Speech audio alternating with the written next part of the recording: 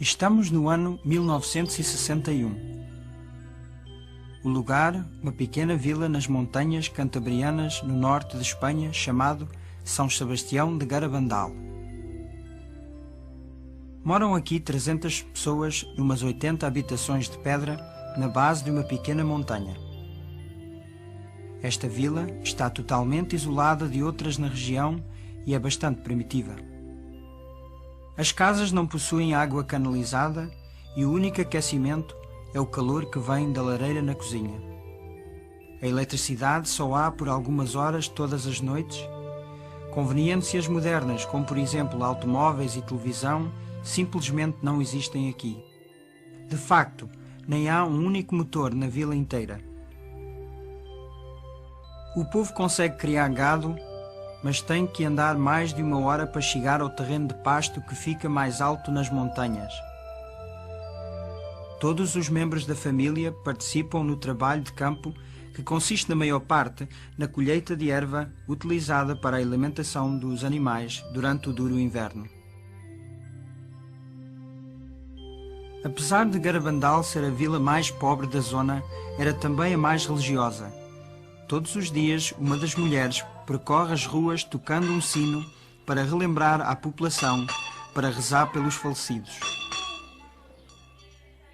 Todas as noites, os aldeões juntam-se na pequena igreja da vila para rezar o terço e a litania da Virgem Maria.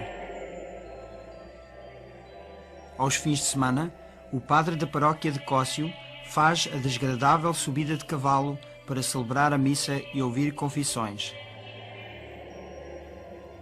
Era assim Garabandal em 1961, uma simples aldeia cantabriana que permaneceu inalterada durante décadas ou talvez séculos, e como dizia o ditado popular da região, provavelmente iria ser sempre assim. Estas 4 raparigas eram típicas da vila. Viviam felizes num ambiente montanhoso. Conchita Gonzalez, de 12 anos, Maria Cruz Gonzalez, de 11, Jacinta Gonzalez, de 12, e Maria Loli Mazon, também de 12 anos de idade.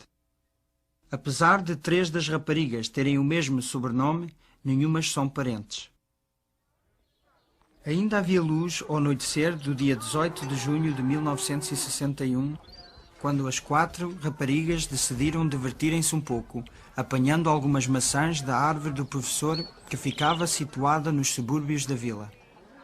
Com risadinhas de malandrice, apanharam as maçãs e refugiaram-se num caminho de vacas rochoso que dava acesso a um bosque de pinheiros numa encosta que avista a vila. Enquanto ali sentadas, divertindo-se e comendo as maçãs, ouviram de repente um ruído como um trovão. E começaram a sentir arrependimento por terem tirado as maçãs. Repentinamente, a cabeça de Conchita revirou-se para trás, com os olhos fixados para cima. As outras, ao verem-na assim, começaram a gritar e estavam prestes a fugir e irem contar à mãe dela, quando o mesmo lhes aconteceu a elas. Um anjo, numa luz brilhante, apareceu diante delas. Ele parecia um rapaz de 9 anos, mas ao mesmo tempo parecia dotado de uma força invencível. Subitamente, ele desapareceu e as raparigas voltaram ao normal. Abaladas pela experiência, correram para a igreja da vila. Uma amiga viu-as e perguntou-lhes por que estavam tão pálidas. Porque nós acabamos de ver um anjo, replicaram-lhe. Rapidamente, toda a vila cochichava acerca do acontecido, embora poucos acreditassem que as raparigas tinham realmente visto um anjo. Durante os vários dias seguintes, as raparigas viram o anjo novamente, e depois, no dia 1 de julho, ele falou: "Sabeis a razão da minha vinda? É para vos anunciar que amanhã a Santíssima Virgem Maria vos irá aparecer como Nossa Senhora do Carmo."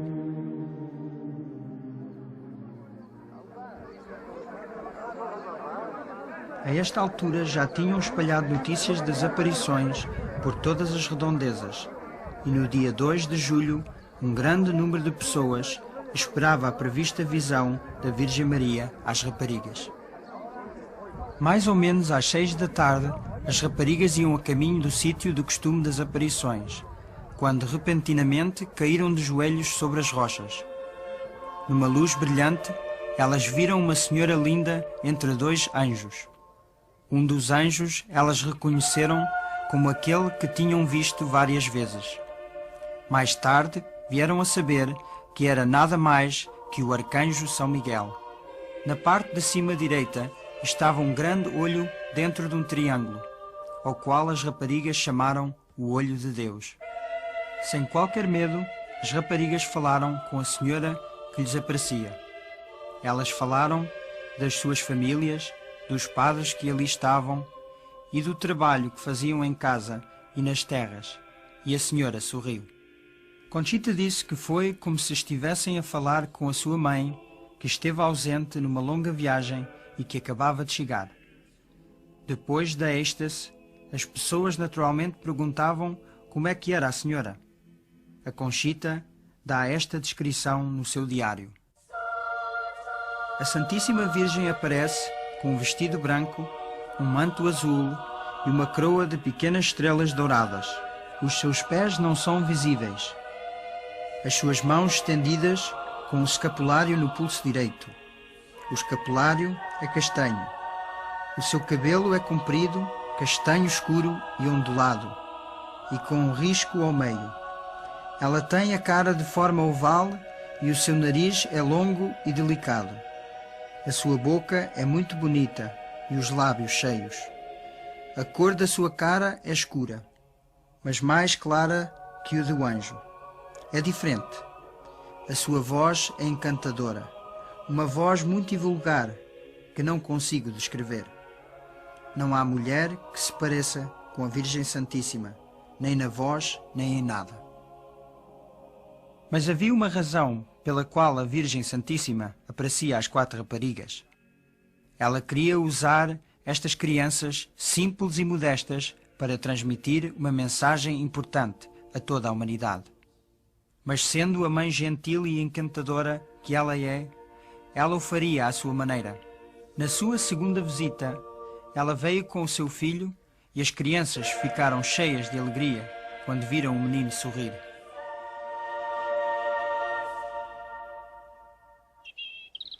Nestas primeiras aparições, as raparigas foram vistas a levantarem para cima pequenas pedras. Elas disseram que a Virgem Santíssima as beijou, mas acrescentaram que preferia beijar objetos religiosos. As pessoas corresponderam ao darem-lhes os seus terços, medalhas, crucifixos e alianças de casamento, uma prática que continuaria por todo o evento. No dia 4 de julho, a Virgem Maria revelou a sua mensagem às raparigas, mas disse-lhes para não a anunciarem até ao dia 18 de outubro. A autenticidade das visões tinha de ser estabelecida para que a mensagem fosse acreditada. Era necessário provas e tinham de ser providenciadas em abundância. As raparigas foram testadas por médicos no estado de êxtase. Eles acharam-nas rígidas, frias como pedras e insensitivas à dor. Eles também tomaram conhecimento de uma incrível mudança de peso. 2 homens mal conseguiam levantar uma das raparigas do chão, apesar das raparigas facilmente levantarem-se umas às outras para que pudessem beijar a senhora das suas visões. As raparigas sabiam quando iam ter as aparições por uma série de 3 chamadas interiores que aumentavam progressivamente. Depois da última chamada, elas corriam cheias de alegria para o encontro celestial. As chamadas podiam vir a qualquer hora do dia ou da noite, mas se as raparigas fossem para a cama, então a Virgem não vinha. Conchita tinha de estar até tarde muitas noites, esperando pela última chamada da Virgem. Para o fim de julho, o ritmo das visões aumentou para 2 ou mais visões por dia, com êxtases durando entre 10 minutos até várias horas. O rosto das raparigas transformava-se com uma beleza sobrenatural.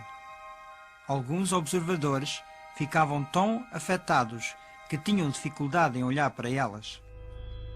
Em agosto começou um novo fenómeno. Enquanto as raparigas se ajoelhavam em êxtase, elas podiam a qualquer momento cair para trás até que as cabeças tocassem no chão. Às vezes caíam em perfeita harmonia, formando lindas esculturas, mas as suas roupas nunca ficavam imodestamente descompostas. Em outras ocasiões, elas caíam diretamente para trás, batendo com a cabeça no chão, fazendo uma pancada na cabeça, causando horror aos espectadores. Mas elas nunca se magoavam e levantavam-se sem a ajuda das mãos ou dos braços. Elas começaram a andar em êxtase tanto para a frente como para trás, pela vila fora, com o olhar fixo sempre para cima. Reparem como o pé de Marie Loli cuidadosamente evita uma pedra muito saliente. Às vezes andavam tão depressa que nem os jovens da vila, a correr a toda a velocidade, conseguiam acompanhá-las. Depois, elas nem ficavam cansadas, nem transpiradas, e as pulsações estavam normais.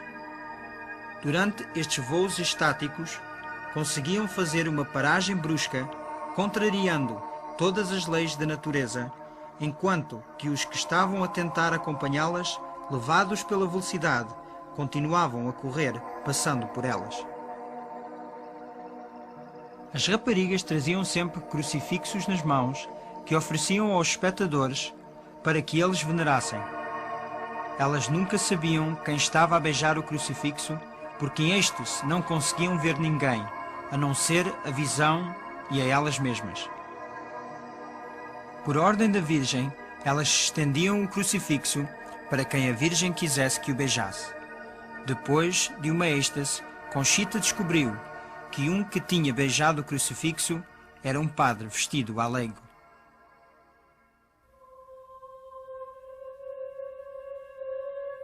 Entre os muitos padres que foram até Garabandal para estudarem os eventos, estava um jesuíta, Padre Luís Andreu.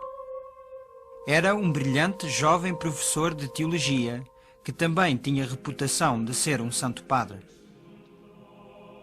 O Padre Andreu foi um pouco duvidoso na sua primeira visita, mas depois de cuidadosamente estudar as raparigas em êxtase, ele compreendeu que algo sério estava-lhes a acontecer. No dia 8 de agosto de 1961, o Padre Andreu fez outra visita à vila. Nessa noite, ele estava entre a multidão, observando as raparigas em êxtase, no Bosque dos Pinheiros, onde muitas vezes as visões tinham acontecido. De repente, a cara dele ficou tensa. Gotas de transpiração formaram-se na sua testa e ele gritou: "Milagro! Milagro! Milagro! Milagro!" Na viagem de regresso, com amigos durante as primeiras horas da manhã seguinte, ele disse: "Que prenda que a Virgem me deu! Que sorte que nós temos em ter uma mãe assim no céu! Este é o dia mais feliz da minha vida." Ele depois tossiu levemente e deixou cair a cabeça até ao peito. O Padre Andreu estava morto. Numa visão posterior, a Virgem Santíssima disse às raparigas que no dia 8 de agosto o Padre Andreu não tinha só visto a Virgem, como também teve uma visão do futuro grande milagre. Um dos lugares que as raparigas em êxtase visitaram com mais frequência foi a igreja da vila, na qual entravam e rezavam diante do sacrário. Infelizmente, isto criou problemas. As multidões que as seguiam para dentro da igreja causavam perturbação de tal modo que uma proibição diocesana teve de ser imposta e as portas da igreja foram trancadas. A partir daí, as raparigas faziam as visitas de fora das portas fechadas. Como exemplo de obediência ao bispo, a Virgem não voltou a guiar as raparigas para dentro da igreja. Pelo princípio de outubro de 1961, as êxtases das 4 raparigas já tinham todos mistificados. E uma vez que entrassem em êxtase, ninguém as conseguia fazer sair.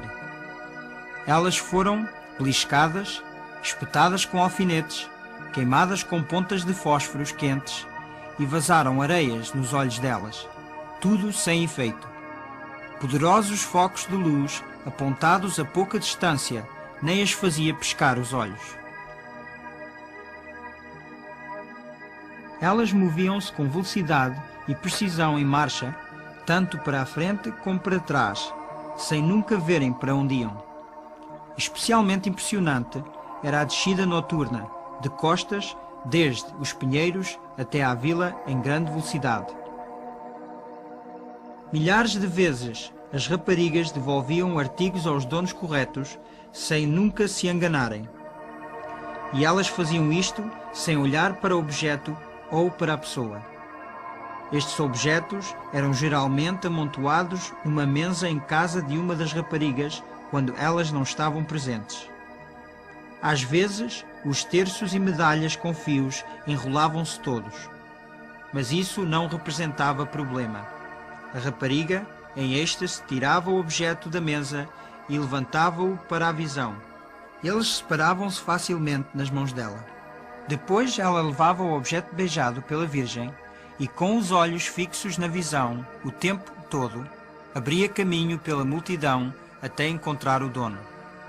Era uma experiência comovente para uma pessoa ter o seu terço, medalha ou aliança de casamento devolvida desta maneira tão misteriosa. Muitos choravam, outros desmaiavam. Enquanto em êxtase as raparigas rezavam como nunca. Vamos ouvir uma gravação original de duas raparigas a rezarem a Ave Maria enquanto olhavam para a pessoa a quem esta antiquíssima oração era dirigida.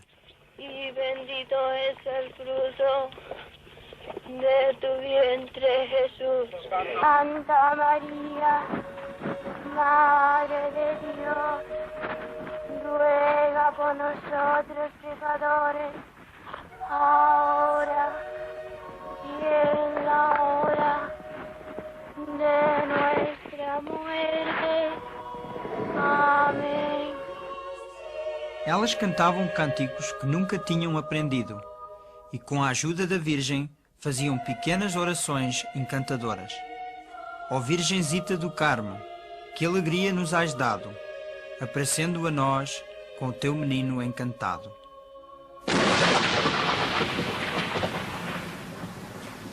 18 de outubro finalmente chegou, o dia em que as raparigas tinham de anunciar a tão esperada mensagem da Virgem Santíssima.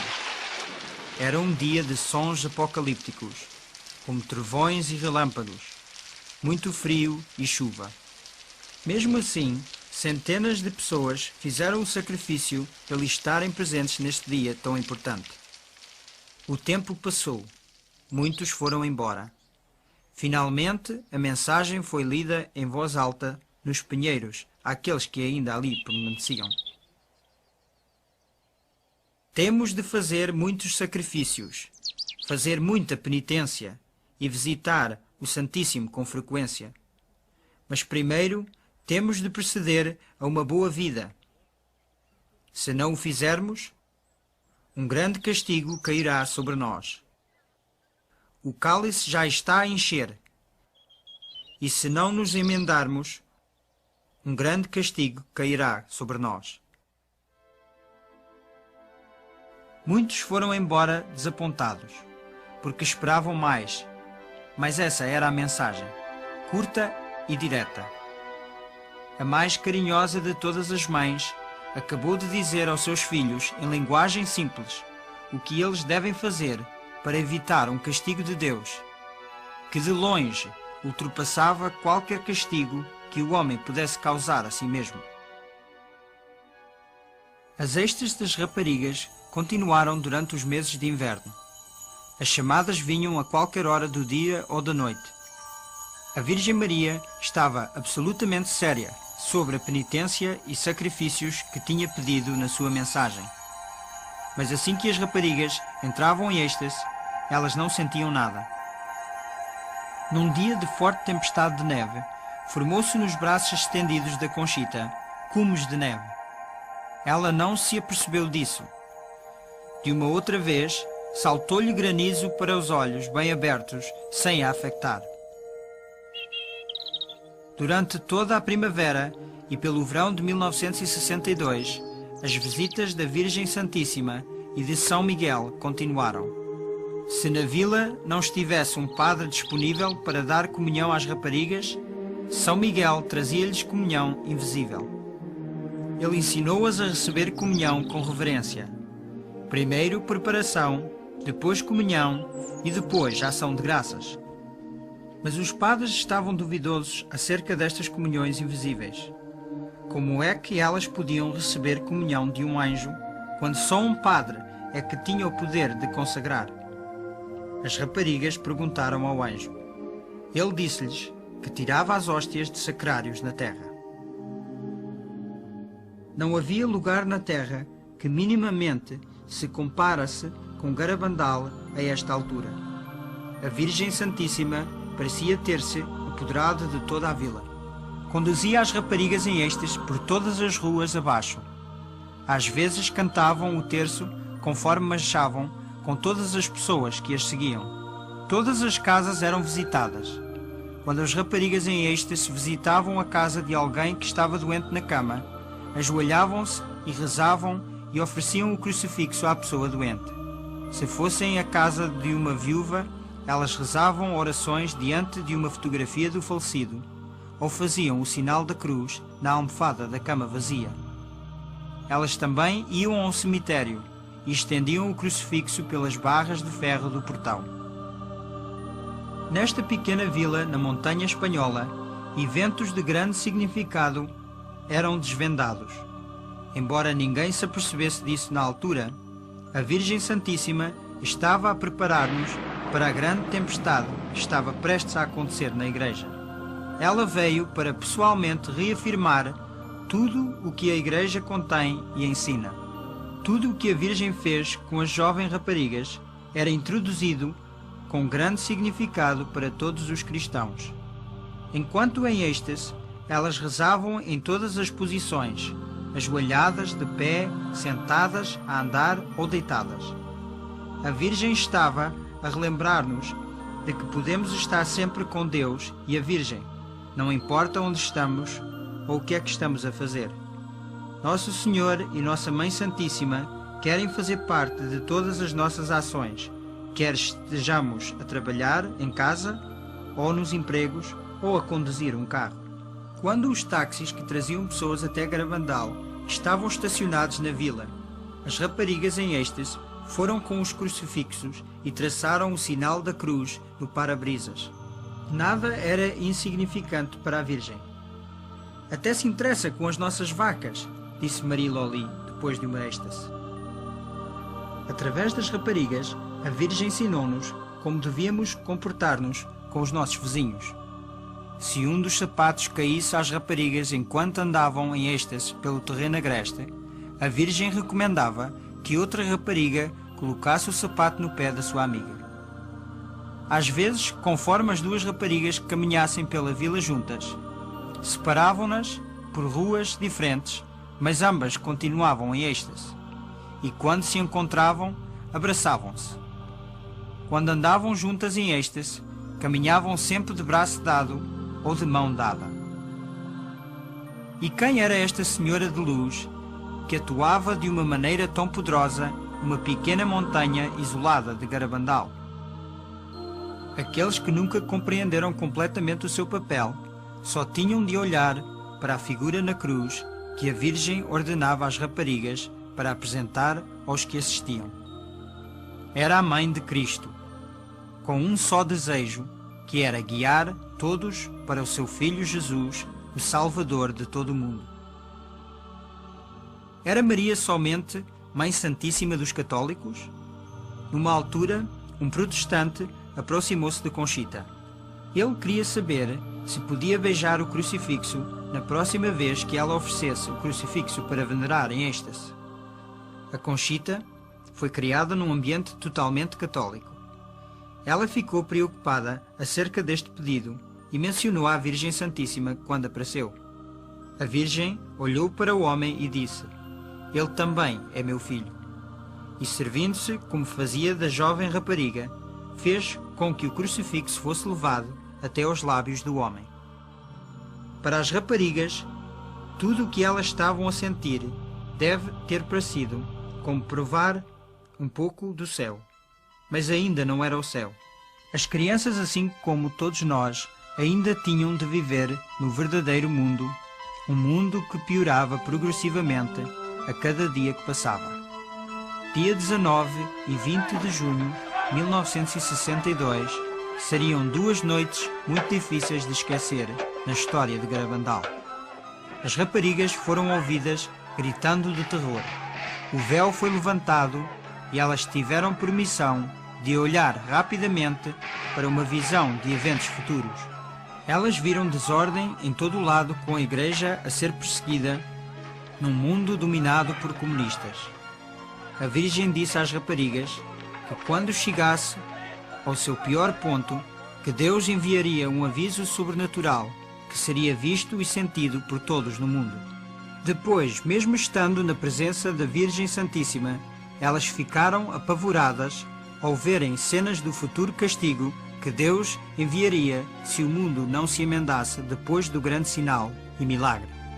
Embora a alguma distância das raparigas, como a Virgem tinha pedido, os aldeões que lá estavam, e isso quer dizer quase todos, estavam tão comovidos pelos gritos das raparigas que no dia seguinte toda a vila foi à confissão e comunhão.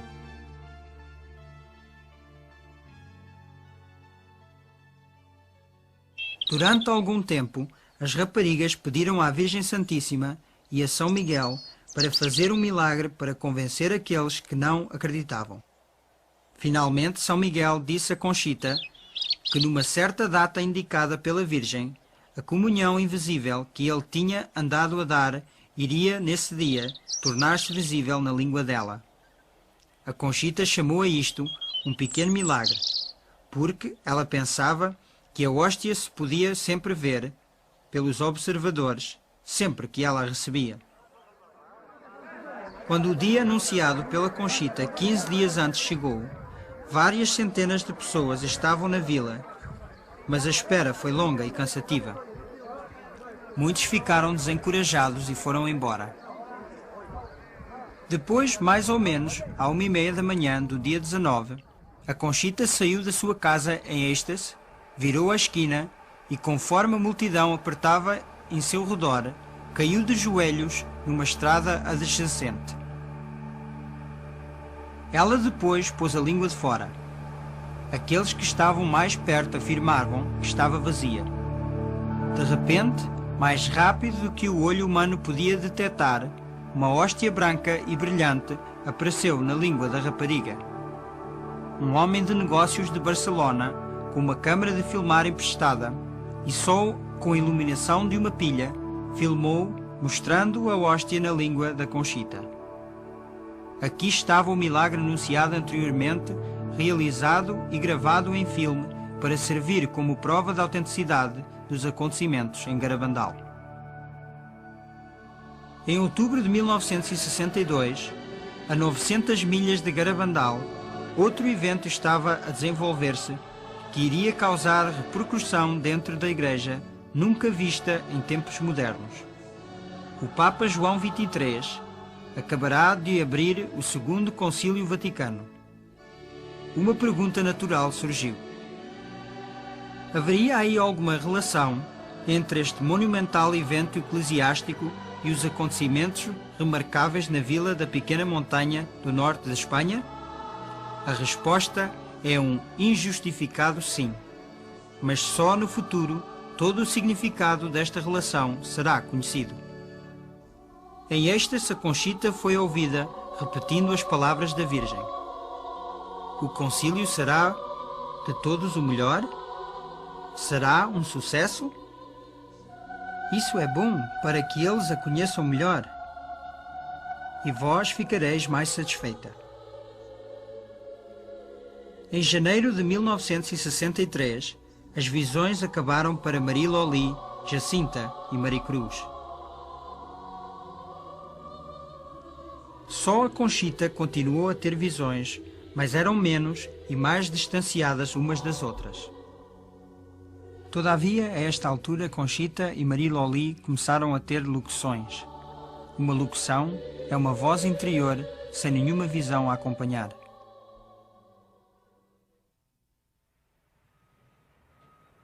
Em 1947, Joey Lomangino perdeu a vista e o olfato num monstruoso acidente que lhe separou os nervos ópticos e olfáticos. Depois de um longo período de reajustamento, ele emergiu em 1961 como um homem de negócios de sucesso. Mas extremamente cansado de tanto trabalho, o médico aconselhou-o a tirar umas férias para a Europa. E então deixou a sua casa em Lindenhurst, Nova York, com familiares e foi visitar o seu tio no sul da Itália. Joey não era muito religioso nessa altura e, devido à insistência do seu tio, consentiu fazer uma longa viagem de carro até São Giovanni Rotondo, onde morava o Padre Pio, o estigmatizado. Este padre franciscano, com as chagas de Cristo nas mãos, pés e lado, era venerado como um santo em vida. Mas Joey não antecipou nenhum encontro pessoal.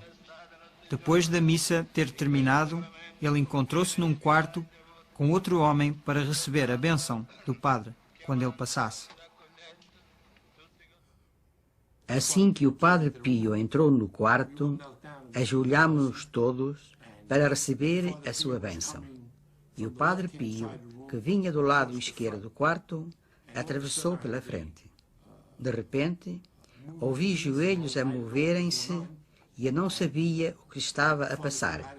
O Padre Pio tinha os braços à minha volta e começou a beijar-me na testa.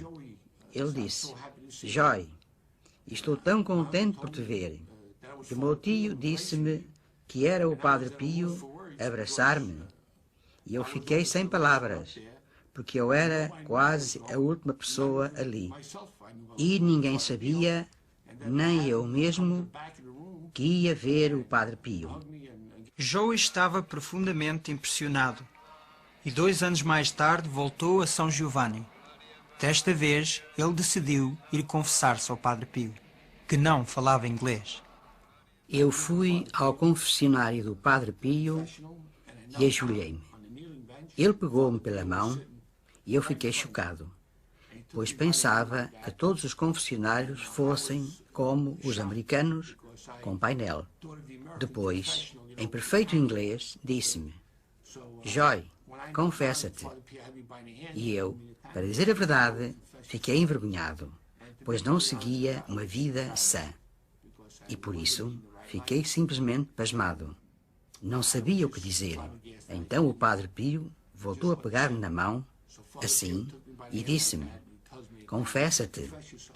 Mais uma vez, tive muita dificuldade em responder-lhe.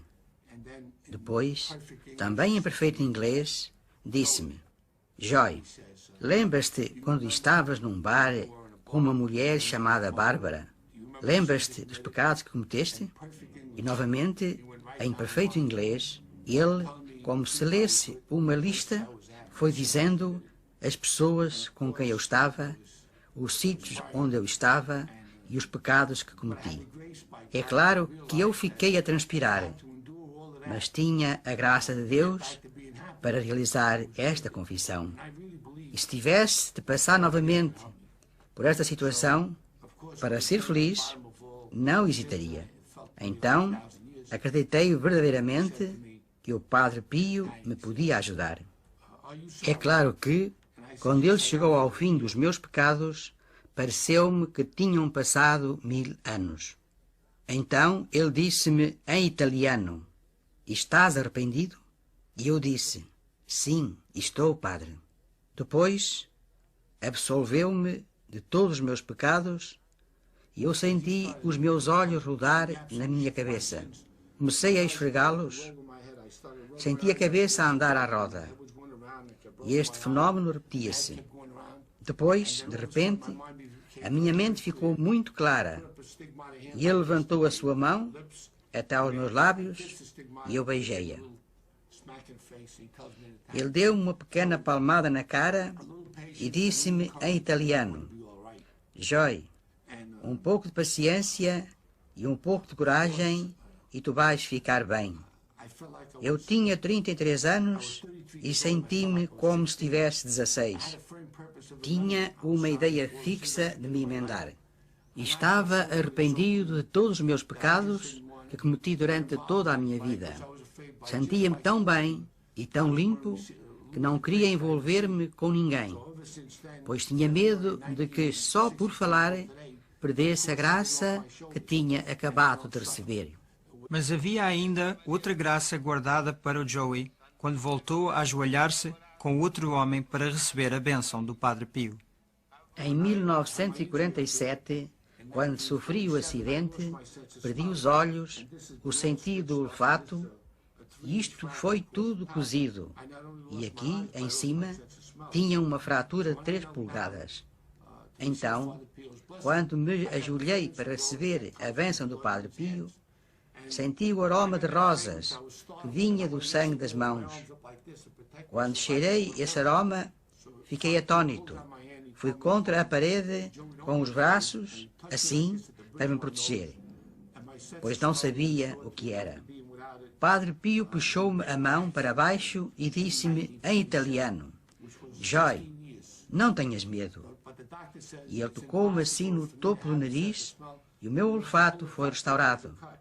Depois de ter perdido no acidente, já referido, em junho de 1947, 16 anos atrás.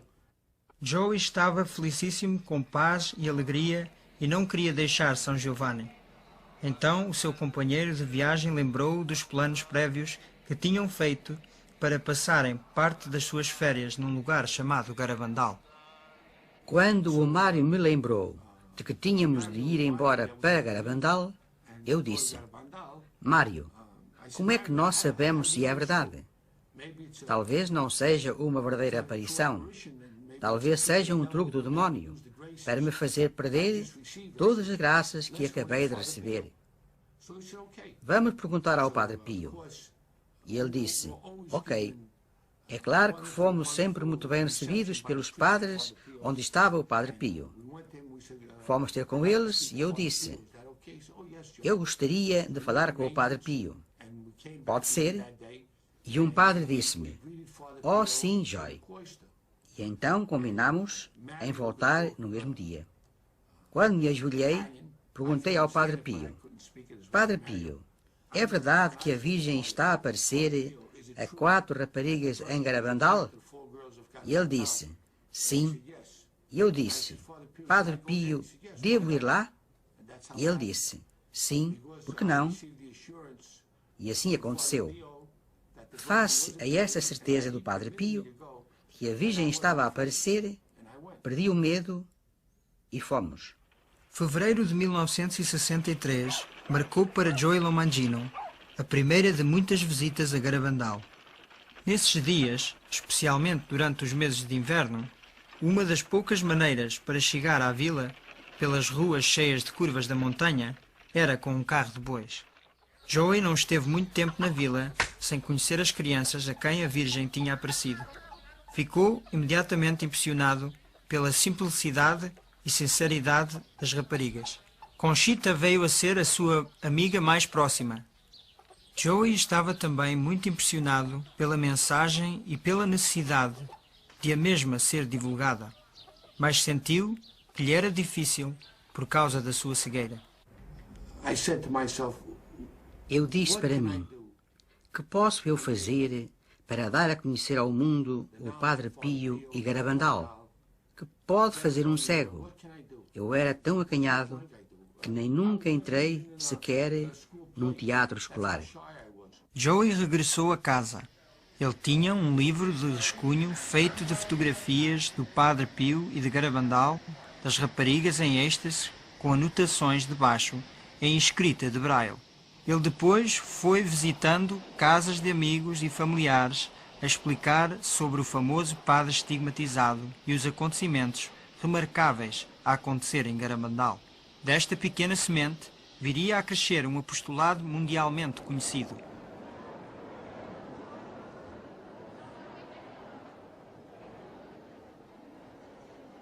No princípio de junho de 1963, Conchita espantou os seus ouvintes com a profecia que depois do Papa João XXIII só iria haver mais 3 papas e depois será o fim do nosso tempo, mas não o fim do mundo. Em 19 de março de 1964, festa de São José, Conchita teve uma locução nos Pinheiros, na qual a Virgem disse-lhe que no dia do grande milagre, Joey Lomangino irá recuperar a sua visão e verá permanentemente. No dia 18 de julho de 1964, Conchita teve outra locução na qual lhe foi dito que no dia seguinte ao do grande milagre, o corpo do padre Luís Andreu será encontrado incorrupto na sua campa. Janeiro de 1965 abriu para a Conchita com um êxtase de 2 horas nos Pinheiros, na qual a Virgem revelou a natureza do aviso que Deus iria mandar para purificar o mundo em antecipação do grande milagre que seguiria. A Virgem também disse a Conchita que, porque o mundo não tinha respondido à sua primeira mensagem, ela daria uma segunda e última em 18 de junho de 1965, por intercessão de São Miguel. Vamos agora observar os grandes eventos declarados em Garabandal. Primeiro virá o aviso. Será visto no céu e sentido interiormente por todos na terra. Ninguém escapará a ele. Numa altura no não muito distante futuro, quando o mundo está no meio de uma grande desordem, tudo será suspendido. Nesse momento, todos verão o mal que fizeram e o bem que não fizeram. Será extremamente doloroso. As pessoas preferirão morrer do que passarem por isso, mas não causará danos físicos. Se alguém morrer, será só pelo susto da experiência. O aviso servirá como uma purificação para corrigir a consciência do mundo e prepará-la para o grande milagre. O milagre ocorrerá no Bosque dos 9 Pinheiros. Ocorrerá numa noite de quinta-feira, às 8h30 no dia, ou entre os dias 8 a 16 de março, abril ou maio. A Conchita sabe a data e avisará com 8 dias de antecedência. Será no dia da festa de um mártir da Eucaristia e coincidirá com um grande evento eclesiástico na igreja. Todos os que estiverem na vila ou arredores das montanhas verão o milagre. Os doentes presentes serão curados. Os pecadores convertidos e os incrédulos acreditarão. Será o maior milagre que Jesus já alguma vez fez no mundo. A Rússia será convertida em resultado do milagre. Um sinal sobrenatural, permanente, permanecerá visível nos Pinheiros até ao fim do mundo. Se depois do milagre o mundo não se emendar, Deus enviará o castigo. Será muito pior que qualquer coisa que o homem pudesse causar a si mesmo. O castigo será de acordo com aquilo que o homem merece pelos seus crimes.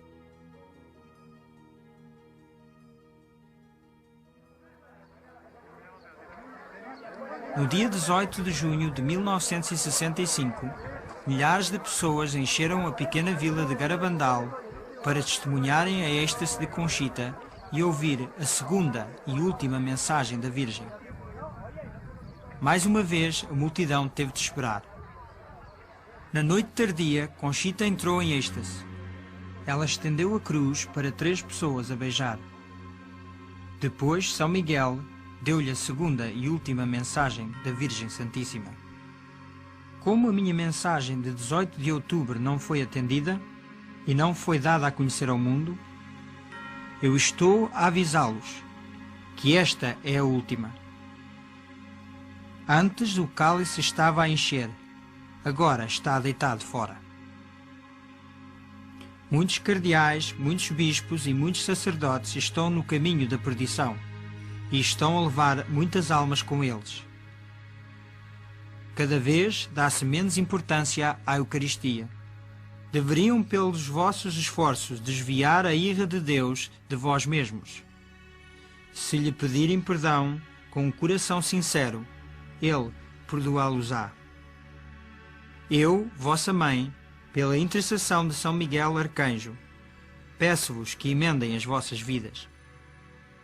Estão agora a receber os últimos avisos. Eu amo-vos muito e não quero a vossa condenação. Rezem a nós com sinceridade e nós satisfaremos os vossos pedidos.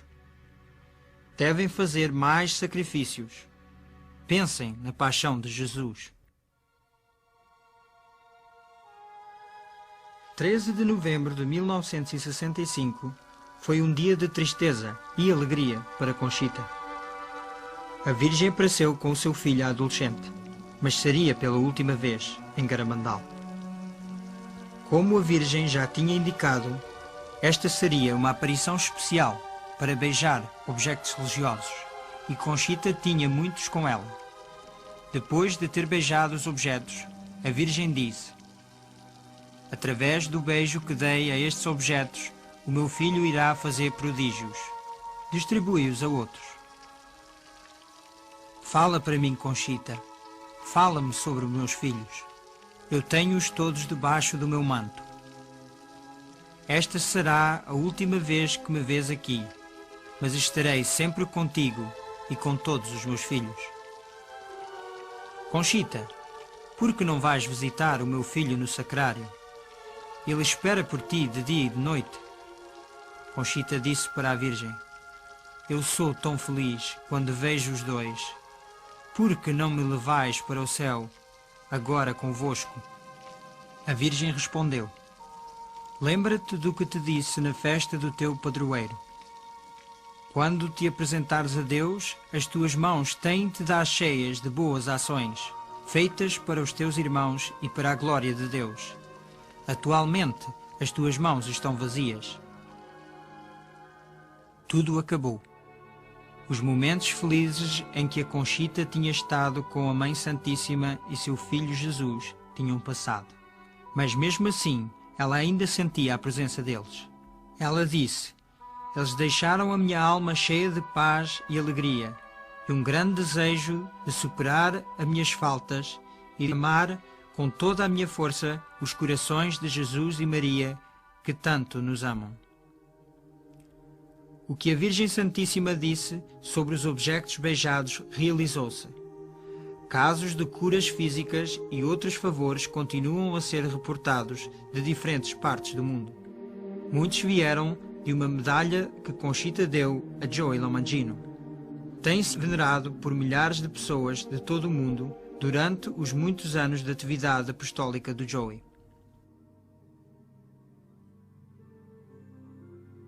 E o que é que a ciência médica tem a dizer dos eventos em Garabandal? Mais de 40 médicos examinaram as moças em diferentes ocasiões. O pediatra Celestino Ortiz estudou-as durante 22 dias consecutivos. Fora de êxtase, achou-as normais e de perfeito juízo. Das suas êxtases, ele disse: permanecer calado seria verdadeira cobardia científica. Não encontramos nenhuma explicação convincente para tal fenómeno. Dr. Ricardo Puncernau era um neuropsiquiatra no topo da sua profissão, conhecido internacionalmente. Ele fez a mais extensiva série de testes nas raparigas durante um período de 12 dias. Quais as conclusões dele? A quantidade e qualidade do fenómeno eliminou qualquer explicação natural. Ele disse: de um ponto de vista estritamente científico, ninguém pode negar a possibilidade de uma causa sobrenatural em todo este fenómeno. Outro distinto psiquiatra ligado aos eventos é o Dr. Luís Morales. Em 1961, ele tinha a sua própria clínica em Santander e o bispo nomeou o chefe de uma comissão de médicos examinadores formada para estudar as reportadas aparições. Nessa altura, ele não acreditou que os eventos fossem de origem sobrenatural. Mais tarde, este mesmo Dr. Morales deu notícias de primeira página quando reverteu a sua posição original. Em 30 de maio de 1983, ele deu um discurso público com permissão do bispo na maior sala de conferências de Santander. Para a grande multidão que estava presente, ele deu a conhecer as suas razões porque acreditava que as aparições em Garabandal eram genuínas.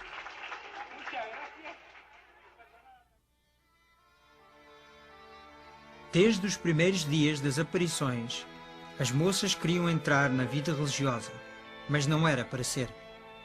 Enquanto assistiam ao colégio interno das Carmelitas Missionárias em Pamplona, a Conchita teve uma locução com Jesus. Jesus disse-lhe que não era seu desejo que ela se tornasse uma religiosa, mas que ficasse no mundo para falar acerca de Maria. Hoje, todas as 4 videntes estão casadas. Conchita, Maria Loli e Jacinta estão casadas com americanos e vivem nos Estados Unidos. Maria Cruz ficou em Espanha e em 1971 casou com Inácio Caballero.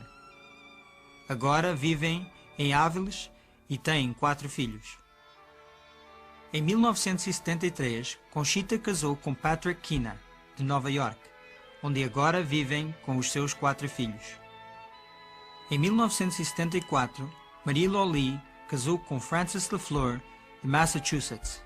Eles têm 3 filhos.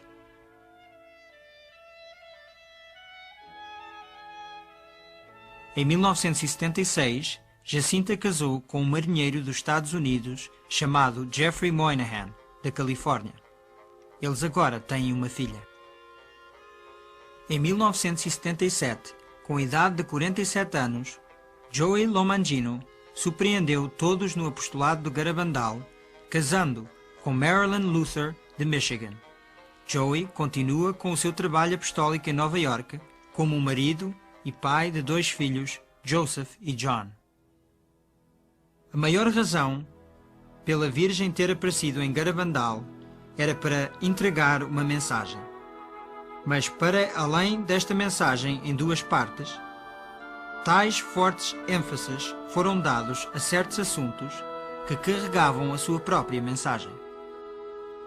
A sublime importância da Sagrada Eucaristia foi acentuada por São Miguel, dando às moças comunhão invisível e operando o milagre da hóstia visível, assim como também as suas muitas visitas ao Santíssimo Sacramento. Foi notado que durante estas visitas as raparigas nunca viraram as costas ao sacrário, chegando mesmo ao ponto de saírem da igreja a andar para trás. Durante toda a duração dos eventos, as raparigas eram constantemente encorajadas pela Virgem para rezar pelos sacerdotes. A Virgem escolheu aparecer em Garabandal como Nossa Senhora do Carmo, um título ligado ao escapulário. A Virgem falou da importância do escapulário e usava-o no seu pulso durante as aparições. O escapulário é um sinal de consagração à Mãe Santíssima. Aqueles que o usarem com fé e devoção podem ter certeza da maternal proteção da Mãe Santíssima durante os terríveis dias em que nós vivemos. O terço era uma importante característica dos eventos em Garabandal. Nossa Senhora não pediu às raparigas para o recitarem durante as aparições, mas ordenou. Primeiro ensinou-as os mistérios e como rezar devagar, meditando nas palavras. Assim que aprenderam como deve ser, a Virgem só as acompanhava na glória ao Pai. O significado dos sacramentais, tal como os crucifixos, terços, medalhas e alianças de casamento, era dramatizado pelo desejo da Virgem os beijar e ceder-lhes poderes especiais de curas e conversões. A mensagem de Garabandal é a solução celestial às crises do nosso tempo. Agora é conosco. O futuro da nossa geração será determinado pela forma em que nós respondermos.